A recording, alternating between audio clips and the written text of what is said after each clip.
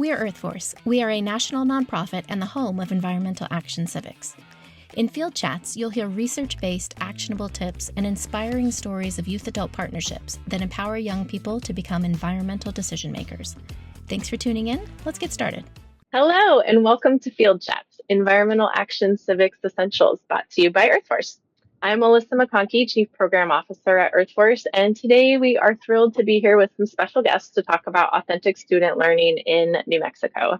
Joining us today are Dr. Antonio Gonzales from Albuquerque Public Schools and also the Earth Force Board of Directors and formerly Youth Advisory Board, as well as our friends Theresa Aragon and Erin Blaz from Ciudad Soil and Water Conservation District. Hey guys, how's it going?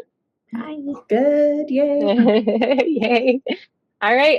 Dr. Gonzales, can you start us off? Tell us a little bit about yourself and the heart of the work that you do in New Mexico.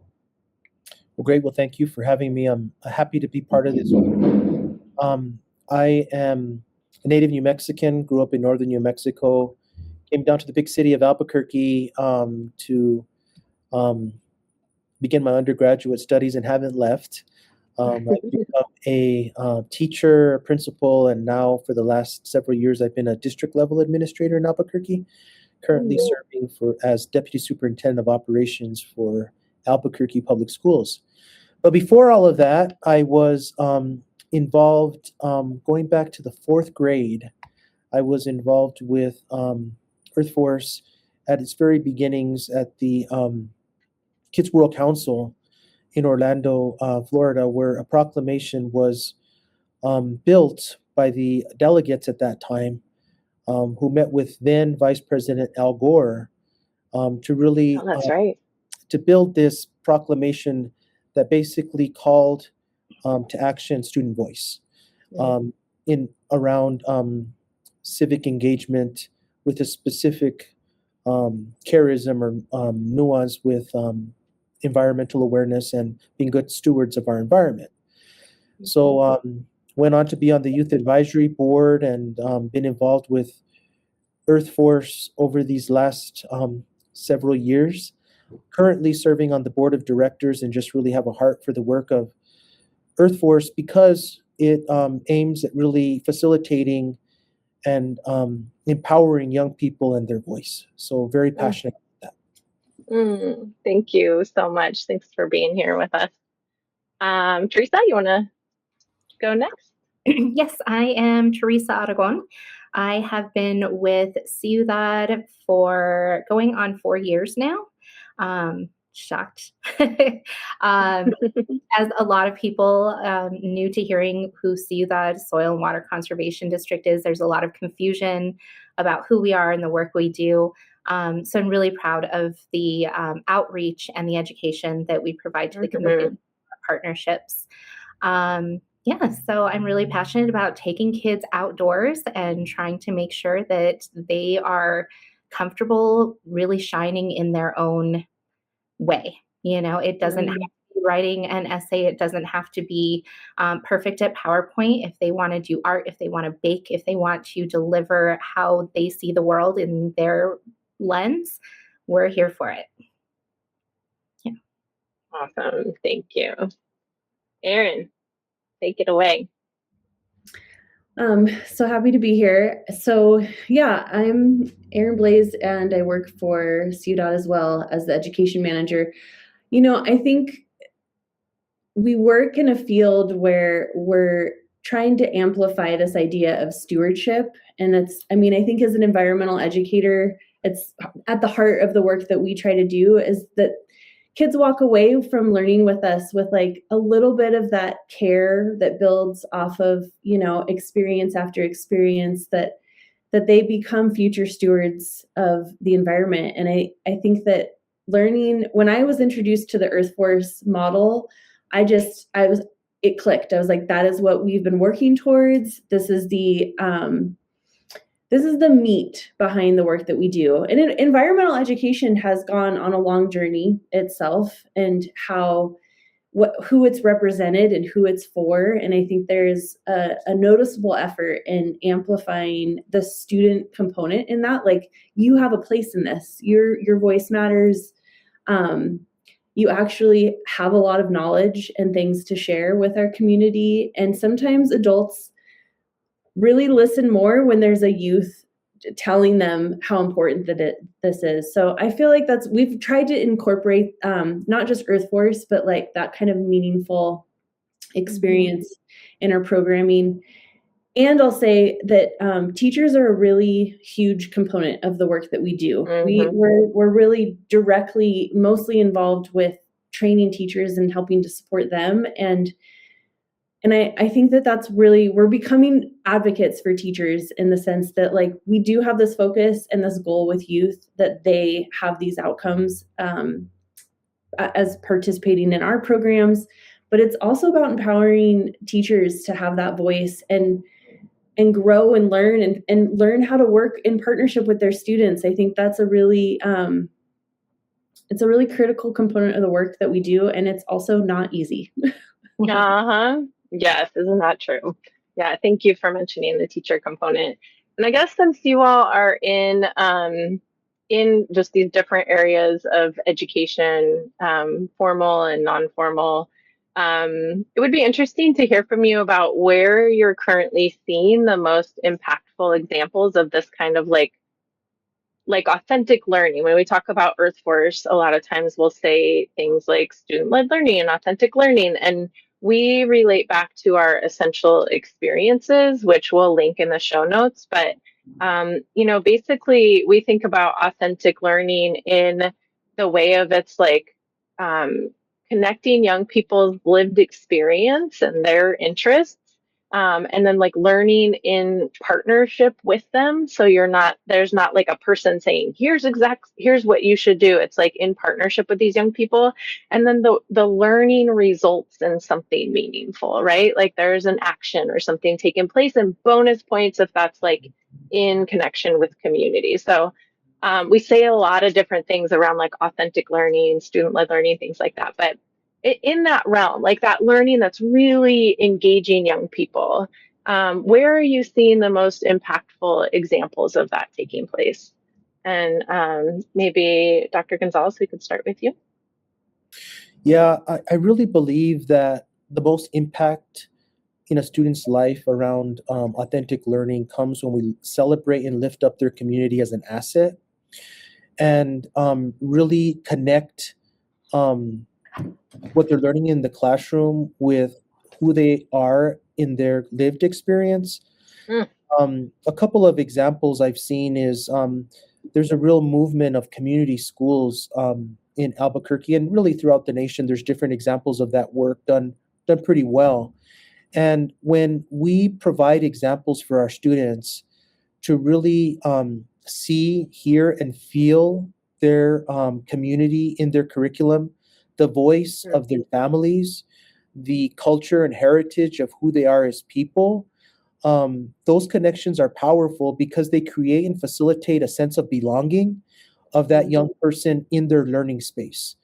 If you work to kind of facilitate an extension of that to outdoor learning, for example, in Albuquerque Public Schools, there's a couple of examples I think worth mentioning is signature experiences for kids, where they, for example, in the 4th grade, will have an opportunity, every 4th grader in Albuquerque Public Schools will have an opportunity to visit the South Valley sanctuary space next to Los Padillas Elementary School, to be able to have a outdoor learning experience where the curriculum that they're learning in the sciences is brought to life, for example. Or as a 5th grader, you're able to go out to the Sandia Mountain Museum and outdoor space and walk those trails and see the outdoor environment, and again, make those connections. It's powerful because now you're able to make a connection in an authentic way to what you're learning in the abstract, in a book, in a classroom, to what you're seeing, tasting, feeling, experiencing in real life. And it's lifting up these young people, for example, at Los Padillas, to see students from around the city coming to their home, to see their community as an asset, as an area to celebrate, to learn from. is huge. And these are all really big pieces that I think we as educators need to take to heart and make those connections to really facilitate that sense of belonging for our kids. I love that. The place connection, place and lived experience are so critical. Well, I know those are great examples in like the public schools. And then I know Ciudad Soil and Water, you all are doing this work on the daily. So I guess that's a little bit into like this next question with me too. But like, where are you seeing it in your work? Where are you seeing the most authentic student learning? Theresa, do you want to jump in, or should I? I can jump in. I kind of want to jump in just to piggyback off of Antonio's reflection there, is that a lot of kids, when they are watching videos or reading textbooks, they think that these problems are in faraway lands. They think that there is just a big island of trash, or the poor sea turtles and the penguins, they're affected. But it really brings it home when you show them their direct impact, not, these 40-year-old ancient people that keep telling them what they're doing wrong. But that, when they're eating their sunflower seeds and they throw the seeds out the window, you're not helping anybody. You just ate what that bird wanted to have. Just because it's organic doesn't mean that it is healthy for the environment or doing something out there. And then seeing the effect of the actual local flora and fauna that are affected by their actions, and that understanding that, yes, this problem didn't start with them, but they don't have to wait until they are, adults to start addressing some things that they can change, or whether it's through their voice or through their own actions. Not every person has this opportunity to be part of River Exchange and, Earth Force. And so they can now be that spurt of, public service announcements to everybody, and joining in with some of the problems that they really do see in front of them. Great. But I'm just so excited thinking about all these moments, because, school, and kids, they're having routine experiences. And I feel like we try to become one of those moments, and like Antonio was saying, a signature experience. We see our students throughout our program multiple times. One of their experiences is going into the bosque in partnership with the city of Albuquerque Open Space to help restore it. So they're actually planting cottonwood trees or native plants that support wildlife. And we're trying to help them understand, like, this river is where you get your drinking water from. Like at school, when that tap opens, like you're connected to these places. And I think that we actually really build off of those true signature experiences that APS has, when we can say, hey, do you all remember when you were in 3rd grade and you went here? Or do you remember when you did this? And they're like, oh yeah, we trigger those moments. And so I think being a place-based program gives us that advantage to allow kids to have a giving back feeling. And then we ask them to take that idea back to their campus and question, what can I do to participate and steward something that I interact with day to day?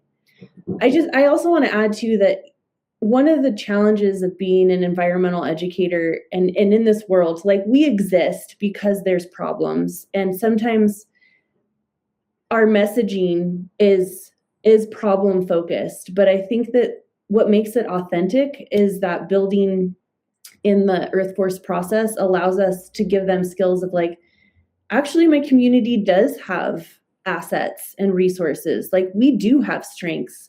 We have a historical, agriculture community. Like, our indigenous communities are the original water conservation, savers. They knew how to do it. And so it does give them that, like, tool to connect to historical and cultural information through the process, because you got to work it. Otherwise, you're just delivering a problem and telling them that, like, turning off the tap is going to solve it while you brush your teeth. And that's my That's my late, I'm just like, I'm Totally. done saying that.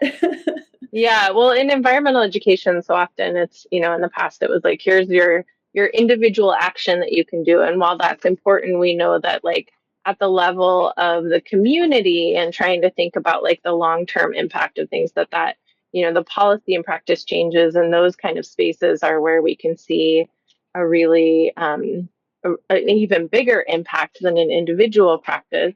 And it is really important when we're showing young people the problems of the world to also have them know that they can take action to solve, to address those problems in their community, and that is an important step. So yeah, I love all of that. I guess we talk a lot at Earthforce about, like moving from the symbolic to the substantive, and so it's when when working with educators, especially maybe like direct to educators, sometimes we'll talk about like youth voice, and then we try to really identify like this isn't like tokenism where we're saying like, okay, so now we have young people sitting here and like smiling, so see, we did it. This is really about like a partnership with them and like shifting from like I have all the answers to like let's learn together. And those are big orientation shifts just even at like the educator level. So I'm curious, like, to really shift that authentic learning from like symbolic to substantive, what shifts must happen at like the district or the organizational level? And maybe like what strategies you're seeing or have thought about that help bridge that gap. So maybe, let's see, yeah, Dr. Gonzales, take us away. Without a doubt, we need to see shifts toward that end. The reality is, let's talk about high school. I think one of the things in the conversation at the school district level now is really looking to have internship and externship opportunities for high school students to where they work on pathways, for instance, be it health or be it environmental. I mean, in the South Valley of Albuquerque right now, we have a Magnet Schools of America grant where we're working with 2 elementaries, a middle, and Rio Grande High School around sustaining the future and really an agriculture focused pathway. So there's examples of these pathways throughout the district as we look at maybe a pathway academy model at our high schools. But the reality is the shift can't just be that. The shifts needs to be providing opportunities for students to be part of in the community, to be able to have individual experiences with professionals as they explore. I mean, you don't need to sign up or declare your degree major in 10th grade. To the contrary, we begin in 10th grade with really putting you on a pathway for you to discern, for you to explore, for you to be exposed to a common thread of curriculum, be it agriculture, as an example, in English, math, science, and social studies class, so that the content is brought to life and it isn't an abstract kind of shoe-off elective class that maybe isn't truly receiving the impact. So as we start doing that exploration work in 10th and 11th grade, we need to set up our students in 12th grade for those real life experiences in internship and externship opportunities in 12th grade. And that exposure is individual exposure. It's not like a field trip with 50 kids. It's giving an individual kid a facilitated experience in the area of agriculture or healthcare or business or welding, HVAC, whatever it is that that student is passionate about. Is really important upon like changing the paradigm of how we do things in schools today. I Being love more that. holistic. Yeah, it's like they're leaning into what young people are interested in. That is so essential, right? Just like what excites you? What are you excited about? What are you wondering about? And then giving those like real world opportunities to like be in the community or learn a thing that is meaningful and can be applied at the level of their community and such too. Those are great examples. Ciudad, what you got?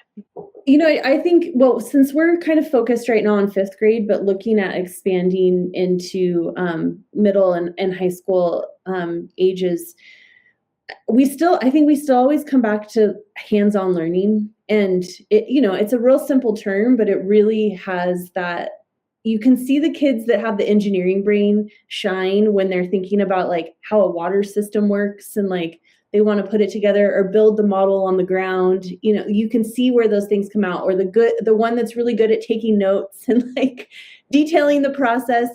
And I think that our avenue really is through teachers. We see the results of their work with students. They kind of report back to us on what they did. But I feel like anytime we're out there with students, the hands-on thing is just, it's key. And so I think what Dr. Gonzales is talking about too is like, you got to level it up as they get older and have that more meaningful and like responsibility involved in that hands-on learning. So we kind of start at that younger age, and we're looking at how to bridge into, because we identify middle school sometimes is in the environmental world a harder bracket to reach, just because they're transitioning into like a new subject, focused schedule, and it's a tricky time in middle school. But we do want to grow into that, because we think this model, the Earth Force model, is really appropriate for those ages. So, I mean, I think that it really is about hands-on experiences, and our kids plant trees, and it is the thing that clicks for them. They may not become an arborist, but they are seeing the value of like, I can put a tree in the ground, and we just get such good feedback that's what brings teachers back to our program, is the hands-on, that it's not just authentic, it's like a real world application that they're doing, that they have a power to change something in the world, even if it's just one tree in the forest. And the support for those teachers is the resources that we provide for them are professionals that are from a wide variety of professions that apply what they might be learning, what they might be working on, so that they can see, oh, this actually would apply to the arts or to research in a lab, or somebody in the field doing the plantings. But to support the teachers, we don't have to change the standards. We fit into it. Earth Force fits right into those standards by including every subject matter into whatever issue is found that they can work on and take action in. Yeah, process, not a content thing. So plug it in. Yeah. Mm-hmm.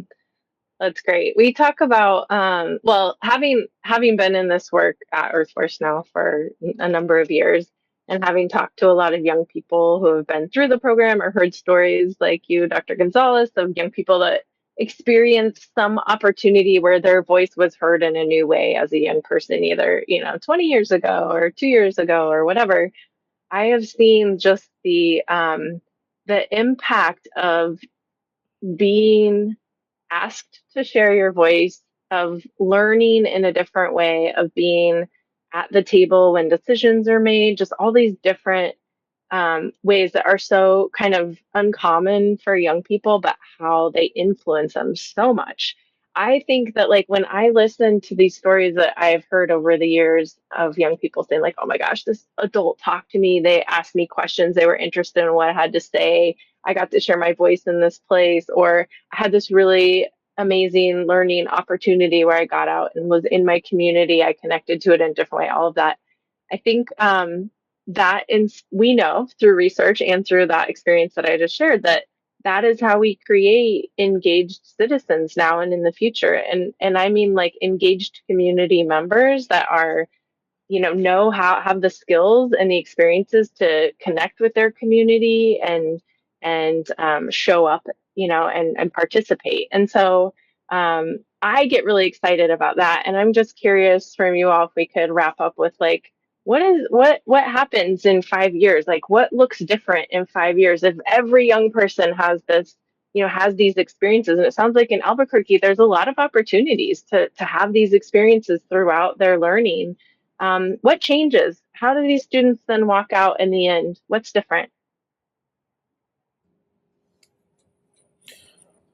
I keep on waiting to see if we're going to go in a different order. Nah, we'll keep it simple. All right.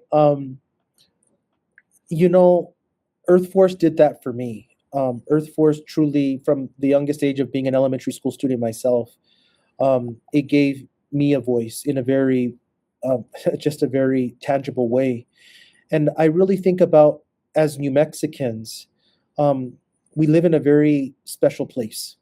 And our young people are just so tremendously intelligent, capable, and able to do amazing things. But we also have a very deep sense of culture and a deep sense of who we are as New Mexicans. And I say that because I think it is incumbent upon us, knowing who we are as a people, to really understand the power of the invitation and to really understand that as adults, as people in these positions of privilege, quite frankly, to be able to invite young people to be a part of and to be part of spaces and to be sitting at tables. And, you know, they may not say something that first meeting. They might not even say something the second meeting. But as we produce a culture where that's the norm and not the exception, I think that's really the power of what we need to really scale up, quite frankly, as we move into the next 5 years, is how do we work with our young people to understand the power of their voice, to connect it to a better tomorrow for the asset, which is their community, and really build a stronger tomorrow for us in Albuquerque and in New Mexico. It might sound fundamental, but I believe it. I really believe that really our young people in New Mexico are amazing. They're brilliant. And we just need to help provide them the space to be able to see that brilliance shine. The invitation. I love that so much. We talk about that all the time, just the power of the invitation. Yes. Thank you. That was so beautiful. Erin, Theresa? I don't know if I'm going to answer your question. I'm just taking notes. Like it's just so helpful to get, this is why I love being a part of Earth Force, is the conversation and discussions that we have with other people who are invested in this work. Because I think you're onto it. Like we see with teachers the challenge of doing some of the steps that allow for that youth adult partnership. We do get a very common, I feel like I've had this story from different educators over the years, that after they do what we call our action project, there's always this one kid in the class who hasn't really spoken out much or found their place and maybe is struggling with like some of the literacy stuff. This is the thing that gets them up in front of the class, and like they're writing their essay, not because they're told to write an essay, because they have something to say. And it's like, how do we lean into that more?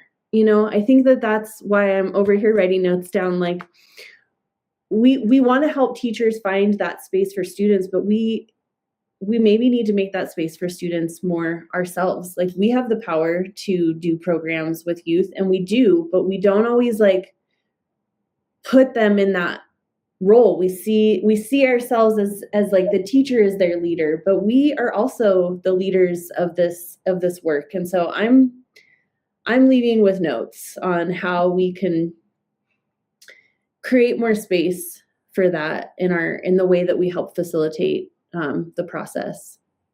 Yeah, I agree. I'm leaving with notes, leaving with hope, because in a world with so many unknowns and scrambling right now, kids are looking to us to hold it together and see that there is a future worth protecting and showing that we're not giving up. If I'm going to be quoting Mr. Rogers, look for the helpers, be the helpers. So. Thank you all so much.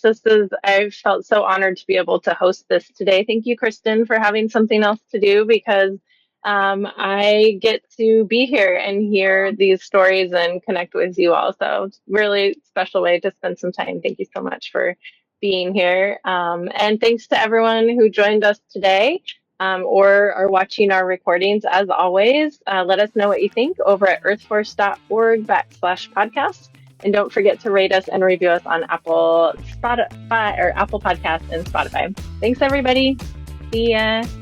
Bye. Thanks so much for being here.